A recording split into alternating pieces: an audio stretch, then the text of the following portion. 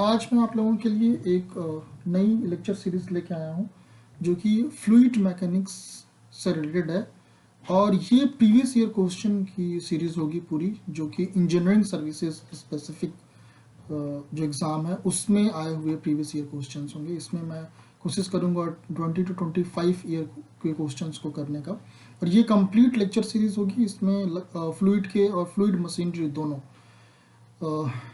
Complete उसको मैं करूँगा, ठीक है। तो चलिए ज़्यादा समय न वेस्ट करते हुए स्टार्ट करते हैं। आज का हमारा टॉपिक होगा प्रॉपर्टीज़ ऑफ फ्लूइड। ये इसमें लगभग 30 से 35 क्वेश्चन है, आई थिंक या 30 क्वेश्चन है, तो हम लोग इसको दो पार्ट में करेंगे, 15-15। तो चलिए करते हैं। फर्स्ट क्वेश्चन इसमें ये बोल रहा है, ये 1996 में आया हुआ है, असर्शन रीजन का है। देखिए मैं जो है आंसर और एक्सप्लेनेशन भी सेम स्लाइड में दूंगा, क्योंकि देखिए ये क्वेश्चन ऑलरेडी आए हुए हैं, तो आपको ज़्यादा समय नहीं वेस्ट करना है सॉल्व करने में, बस समझते जाइए, जो कॉन्सेप्ट है उसको करते जाइए, ठीक है। मैं सिर्फ इंजीनियरिंग सर्विसेज का ही नहीं, इवन IAS के आए हुए और गेट के भी आए हुए प्रीवियस ईयर क्वेश्चन के करूँगा, not only for fluid, for entire mechanical engineering, okay. So if you have interest you can watch those also. चलिए देखते हैं क्वेश्चन नंबर 1 असर्शन रीजन का है।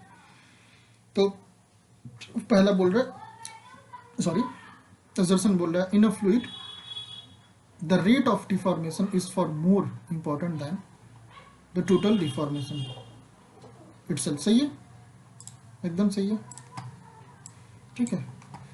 अब रीजन क्या बोल रहा है, the fluid continue to deform so long as the external force are applied. ये भी सही है, ठीक है। देखिए ये दोनों करेक्ट है, और ये जो आपका रीजन है वो करेक्ट एक्सप्लेनेशन भी, इसका आंसर ये हो जाएगा, ओके। क्वेश्चन नंबर 2, ये भी असर्शन रीजन का है, देखते हैं।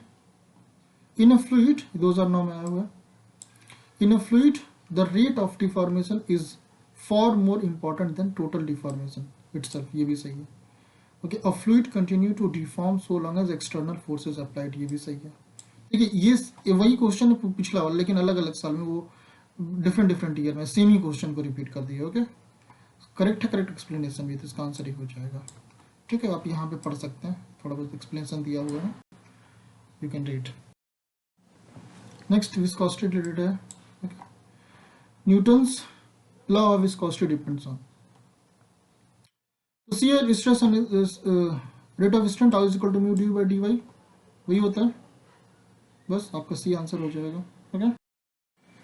इसमें ज़्यादा कुछ समझने वाला था नहीं। Next question, what is the unit of dynamic viscosity, ठीक है। इसका सी होगा डून सेकंड पर मीटर स्क्वायर। इसका ऐसा यूनिट भी होता है न्यूटन सेकंड पर मीटर स्क्वायर। यहाँ पे सीजीएस यूनिट दिया हुआ है, तो इसका आंसर हो जाएगा सी, ठीक है। ऐसा यूनिट होता है न्यूटन सेकंड पर मीटर स्क्वायर। अब यहाँ पे देखिए question number 5, the shear stress developed in lubricating oil of viscosity 9.8 poise. देखिए पॉइज दिया हुआ है, ध्यान रखिएगा, okay. Filled between the two parallel plate 1 centimeter apart from moving with the relative velocity of 2 metre पर सेकंड। देखिए 1 poise जो होता है 0.1 न्यूटन सेकंड पर मीटर स्क्वायर होता है। अब सबसे पहले उसको न्यूटन सेकंड पर मीटर स्क्वायर में कन्वर्ट कर लीजिए, दिस इज पॉइज, ठीक है। तो ये आपका हो जाएगा पास्कल सेकंड में न्यूटन सेकंड पर मीटर स्क्वायर 0.981, ओके। उसके बाद ये थोड़ा सा प्रिंट करने में गड़बड़ हो गया, सब कोई बात नहीं है। Tau is equal to mu d by d y है, ओके। और u की वैल्यू हमें दी 2 मीटर पर सेकंड, y हमें डिस्टेंस दिया हुआ है 1 सेंटीमीटर, इसको मीटर में कन्वर्ट कर लीजिए 0.1, बस आप इसमें रख लीजिए tau is equal to mu d by d y. So 0.98 into 2 by 0.01, ये आपको मिल जाएगा 196.2, इसका आंसर हो जाएगा बी, ओके। इसमें यूनिट का ध्यान रखिएगा, ये इसमें यूनिट आप ऐसा यूनिट में रखिए। Next, What is the dimension of kinematic viscosity? इसका यूनिट क्या होता है मीटर स्क्वायर पर second, so L square T to the power -1, B हो जाएगा, okay. Next question, an oil of specific gravity 0.9 has viscosity of 0.28 stroke at 38 degree centigrade, what is the viscosity in newton second पर metre square. देखिए stroke में दिया हुआ है newton second पर metre square पूछ रहा है, ठीक है। स्पेसिफिक ग्रेविटी दी हुई, तो सबसे पहले आप क्या करिए, 1000 से मल्टीप्लाई करके स्टैंडर्ड फ्लूइड का निकाल लीजिए। ओके, फिर स्ट्रोक क्या होता है, इसको आप एसआई यूनिट में कन्वर्ट करेंगे 10 टू द पावर माइनस या 10 टू द पावर माइनस 4 यहाँ पे, ठीक है। तो आप यहाँ से निकाल लीजिए इसकी विस्कोसिटी। ओके, तो जो विस्कोसिटी होती है रो इंटू वी होती है, mu is equal to mu by rho होता है, हमसे म्यू पूछ रहा है तो rho into nu what, it's a kinematic viscosity. Okay, it's a nu, ये न्यू है, ऐसे होता है न्यू, ठीक है। तो ये 900 इंटू 0.28 10 माइनस 4, तो आपको मिल जाएगा इतना 0.025। Okay, so answer will be c, ठीक है। Next, decrease in temperature in general result in an increase in, देखिए an increase in viscosity of gas and liquid, नहीं गलत होता है, और decrease in viscosity of both liquid, ये भी गलत होता है। Okay, an increase in viscosity of liquid and decrease in that of gas, या ये सही होता है हमारा, ठीक है, सी हो जाएगा आंसर। ठीक है, फिर से असर्शन रीजन आ गया। ये असर्शन रीजन यहाँ पे ऑप्शन दिया हुआ, असर्शन रीजन में होता क्या है, ए और B, I mean assertion reason दोनों करेक्ट हो और रीजन जो करेक्ट एक्सप्लेनेशन हो ए का, उसके बाद ये ए ऑप्शन हो जाता है। बी में करेक्ट दोनों सही होगा, करेक्ट एक्सप्लेनेशन नहीं होगा। सी में क्या होता है, ए करेक्ट होता है, आर रॉन्ग होता है। डी में क्या होता है, ए रॉन्ग होता है और रीजन सही होता है। ये देखिए यहाँ पे दिया हुआ है, तो देखते हैं इसमें क्या बोल रहा है। In general viscosity in liquid increases and in gases it decreases with rise in temperature, गलत है। The viscosity is caused by intermolecular force of cohesion and due to transfer of molecular momentum between fluid layers, of which in liquid the former and in gases the later contribute the major part towards viscosity। ये सही होता है। Okay, तो answer D हो जाएगा हमारा। Okay, अब non Newtonian आ गया। देखिए ऐसे ही चैप्टर वाइज टॉपिक वाइज जाएगा पूरा, not only this, all subject. पढ़ते हैं इसमें क्या बोल रहे हो। In if the relationship between the shear stress tau and the rate of strain du by dy is expressed tau is equal to mu du by dy whole to the power n, then the fluid with exponent n is greater than 1 is known as, ये dilatant होता है। देखिए greater होता है तो dilatant होता है, less होता है तो pseudoप्लास्टिक होता है, इक्वल होता है तो बिंघम प्लास्टिक होता है, और जब टाइम डिपेंडेंट हो जाता है तो थिक्सोट्रोपिक एंड रिजियोपेक्टिक होता है।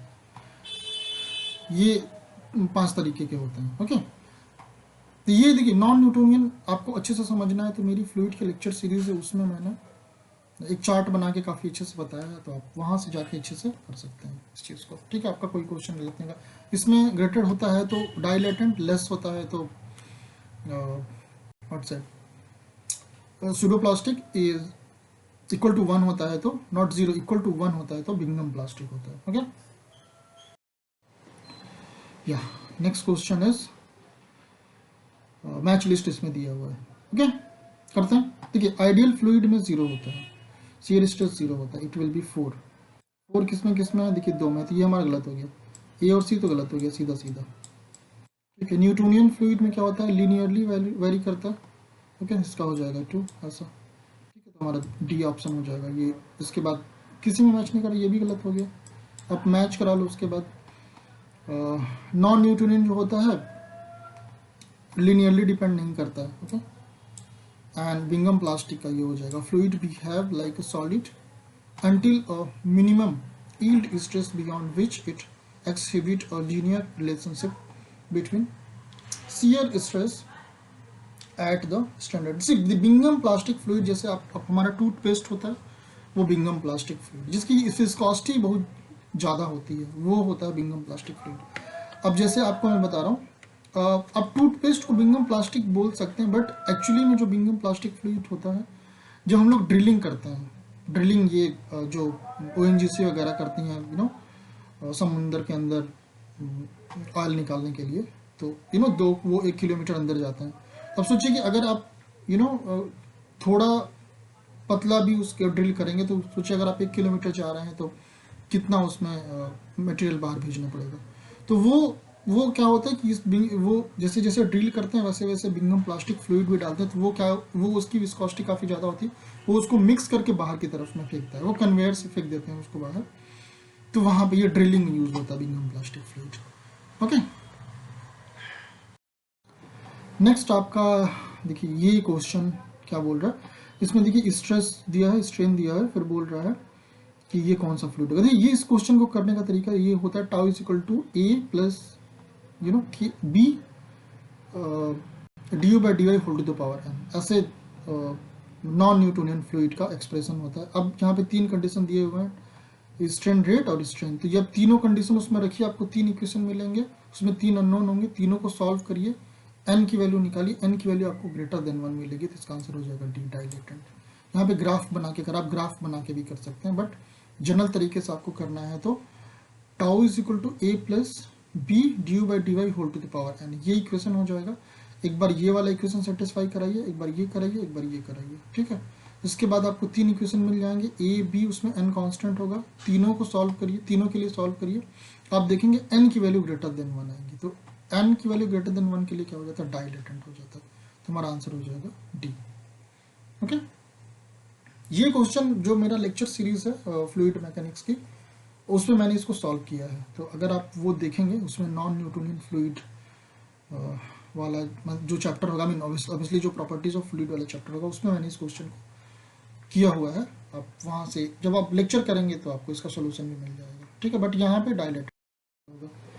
ओके, ये देखिए फिर से मैच लिस्ट आ गया है, Bingham plastic, dilatant, Newtonian fluid and pseudo plastic. देखिए मैंने क्या बोला था, एन ग्रेटर होता है डाइलेटेंट के लिए, लेस होता है सूडो प्लास्टिक के लिए, ठीक। एन इक्वल हो जाएगा, अब देखिए दो मैच कराइए, देखिए आपको यहीं से दोनों सा ऑप्शन मिल जाएगा, सी हो जाएगा।